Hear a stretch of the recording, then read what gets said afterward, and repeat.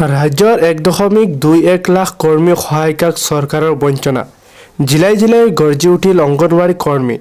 ৰাজ্য চৰকাৰৰ দীৰ্ঘদিনীয়া বঞ্চনাৰ বিৰুদ্ধে গৰ্জি উঠিছে অংগনৱাড়ী কৰ্মী আৰু সহায়িকাসকল। অসম ৰাজ্যিক অংগনৱাড়ী কৰ্মী সহায়িকা সন্থাৰ আহ্বানত আজি কৰ্মচাৰীসকলে জিলাই জিলাই তীব্ৰ প্ৰতিবাদ সাব্যস্ত কৰি চৰকাৰৰ বিৰুদ্ধে ক্ষোভ উজাৰে।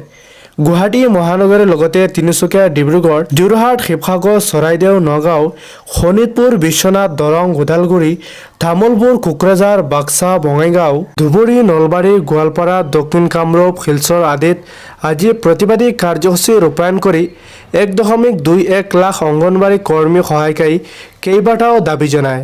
বিশেষকৈ কৰ্মী সহায়িকাসকলক এককালীন সাহায্য শীঘ্ৰে আদায় দিয়া, কৰ্মচাৰীসকলক মাননিৰ পৰিৱৰ্তে মজুৰি প্ৰদান কৰা, মজুৰি দিব নোৱাৰালৈকে মাহিলী মাননি কমেও 10,000 টকাকৈ আদায় দিয়া, প্ৰতিগৰাকী কৰ্মী সহায়িকাক চৰকাৰী কৰ্মচাৰী স্বীকৃতি দিয়া, মিনি কেন্দ্ৰসমূহ পূৰ্ণাংগ কেন্দ্ৰলৈ উন্নীত কৰা, মিনি কেন্দ্ৰৰ কৰ্মীক পূৰ্ণাংগ কৰ্মীৰ মৰ্যাদা দিয়াৰ দাবী জনায় প্ৰতিবাদকাৰীসকলে। লগতে প্ৰতিটো অংগনৱাড়ী কেন্দ্ৰৰ গৃহ আন্তঃগাঁথনি উন্নত কৰিবলৈ প্ৰতিবাদকাৰীসকলে দাবী উত্থাপন কৰে। উল্লেখ্য যে চৰকাৰী তথ্য অনুসৰি ৰাজ্যত 61,750টা অংগনৱাড়ী কেন্দ্ৰ বৰ্তমান সক্ৰিয় হৈ আছে।